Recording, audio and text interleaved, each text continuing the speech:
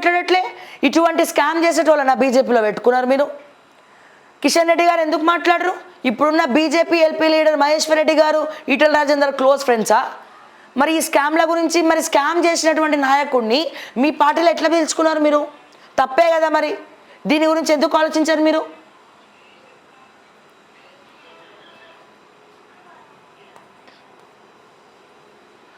So medical council మార్గదర్శకాల ప్రకారమే EWS రిజర్వేషన్లు హైకోర్టుకు తెలిపిన రాష్ట్ర ప్రభుత్వం. వైద్య ప్రవేశాల ప్రక్రియ ప్రారంభం, ప్రొవిజనల్ మెరిట్ జాబితా విడుదల, రేపటి నుంచి వెబ్ ఆప్షన్లు. 633 ఫార్మసిస్ట్ గ్రేడ్ 2 పోలీసులకు నోటిఫికేషన్ జారీ, 5 నుంచి ఆన్లైన్ ద్వారా దరఖాస్తులు. ఇక్కడ చూస్తే నేడు రాష్ట్రంలో భారీ వర్షాలు, పిడుగులు పడి 4 మృతి. పలు జిల్లాల్లో దంచికొట్టిన వాన, బంగాళాఖాతంలో అల్పపీడనం. ఈ నెల 27 వరకు ఎల్లో అలర్ట్. 15 లక్షల రేషన్ కార్డుల రద్దు. కార్డుదారులు ఈ కేవైసీకి హాజరు కానందునే వారందరినీ కూడా అనర్హులుగా గుర్తించిన ప్రభుత్వం. వచ్చే నెల నుంచి కొత్త కార్డులకు దరఖాస్తుల స్వీకరణ. సిటిజన్ 360 ద్వారా అర్హుల గుర్తింపు. ఆధార్తో అనుసంధానమై ఉన్న సాఫ్ట్వేర్, వీటి ఆధారంగానే కొత్త రేషన్ కార్డులు జారీ.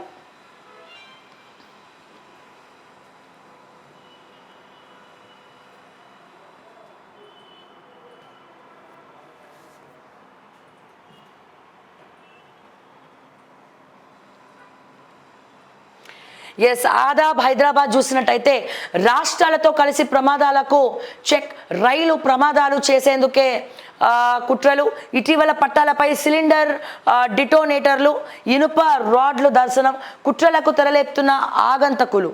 ఇలాంటి ప్రయత్నాలు చేసే వారిపై కఠిన చర్యలు ఉంటాయి. రైల్వే మంత్రి అశ్విని వైష్ణవ్ వార్నింగ్. ప్రమోషన్ల కోసం రైల్వే ఉద్యోగుల కుట్ర, 3 అరెస్ట్. సో చూడండి, ఇటువంటి వాళ్ళ వల్లనే రైల్ యాక్సిడెంట్స్ అనేవి అవుతున్నాయి. ఇది కూడా ఒక కారణం. అండ్ అదే రకంగా బ్యాంకు గ్యారంటీగా 1600 కోట్లు. డిజైన్స్, డ్రాయింగ్స్ను ప్రశ్నించిన commission chairman PC Ghosh. EE Tirupati Rao అక్రమాలు వెలుగులోకి. పై ఆఫీసర్లకు తెలియకుండా ఏజెన్సీలకు అప్పగింత. 2022లో భారీ వరదలకు దెబ్బతిన్న సిసి బ్లాక్స్. కాళేశ్వరంపై కమిషన్ బహిరంగ విచారణ. దీని గురించి మనం తెలుసుకున్నాం కాబట్టి సో కొత్త విషయం చూద్దాం. విచారణకు రండి, సీఎం రేవంత్ రెడ్డి కోర్టు ఆదేశాలు జారీ. ఓటుకు నోటు కేసులో మంగళవారం 6 గైర్హాజరు. నిందితులంతా యాబ్సెంట్ కావడంపై నాంపల్లి కోర్టు ఆగ్రహం. తదుపరి విచారణ వచ్చే నెలకు 16కు వాయిదా వేసిన న్యాయస్థానం. మరి 16వ తారీఖు రేవంత్ రెడ్డి హాజరవుతాడా కాడా చూద్దాం. అన్నకో న్యాయం, సామాన్యుడికో న్యాయమా? హైడ్రా కూల్చివేతల్లో సామాన్యులని సమితలు. ఎల్కేజీ చదివే చిన్నారి పుస్తకాలు కూడా తీసుకొనివ్వలేదు. 50 ఏళ్ల కస్తూరిబాయి చెప్పుల దుకాణం కోల్పోయింది. 72 గంటల క్రితం కొన్న ఇల్లు నేలమట్టమైంది. సీఎం సోదరుడికి మాత్రం మినహాయింపులు. కోర్టు నుంచి స్టే తెచ్చుకునేలా వెసులుబాటు. పార్టీ సమావేశంలో మండిపడ్డ బీఆర్ఎస్ అధినేత కేసీఆర్. కాళ్ళు మొక్కి కండువా కప్పిన సన్నాసి విధవ ఎవడు? ఇంటికి వెళ్ళి కండువాలు కప్పి మీ పార్టీలో చేర్చుకోలేదా? ఎమ్మెల్యే గాంధీని మావాడు అంటూ ఇంకా బుకాయించాలా? ఆర్కేపుడి గాంధీకి మా పార్టీ ఏం అన్యాయం చేసింది? శ్రీధర్ బాబుపై ధ్వజమెత్తిన కేటీఆర్. ఇది మాత్రమే కాదు, నా కేటీఆర్ నేను ఆర్కేపుడి గాంధీని మొన్న ఒక మాట అన్నా.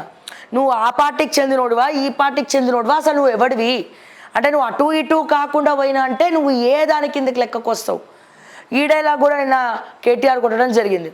సో మరి చూడాలి, మరి దీనికి ఆర్కేపుడి గాంధీ ఇంకా స్పందించలే. నెక్స్ట్ వైఎస్ఆర్ సిపికి మరో big shock. MP R Krishnaiah రాజీనామా.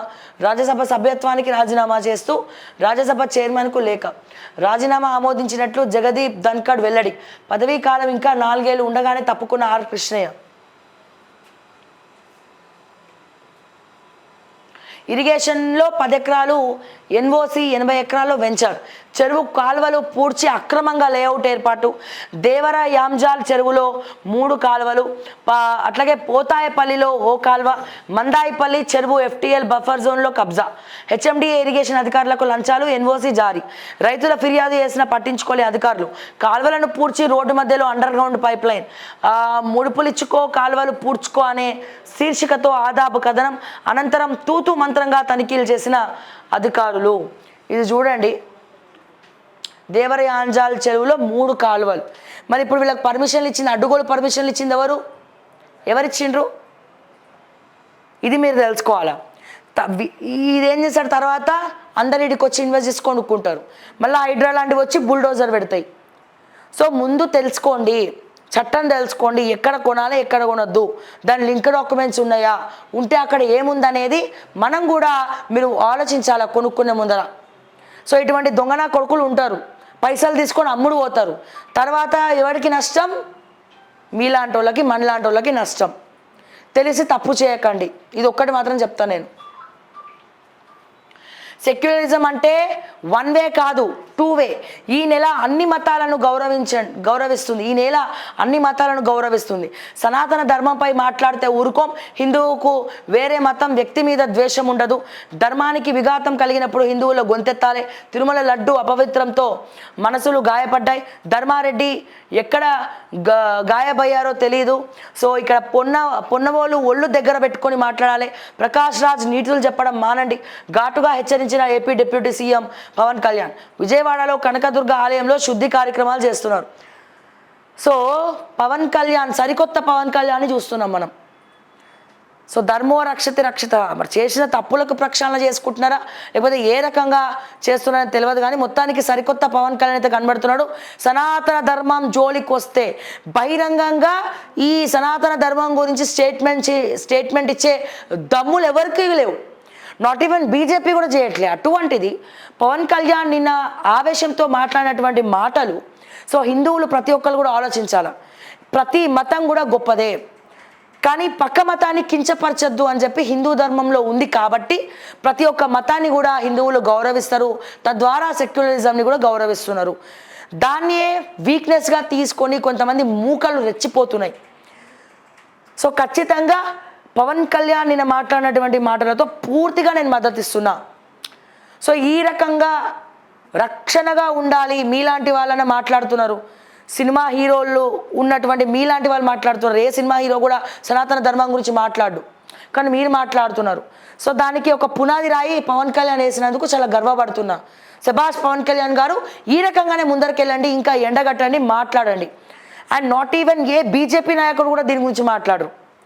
ఆ రకంగా నిన్న అందరినీ కూడా చెప్పడం జరిగింది.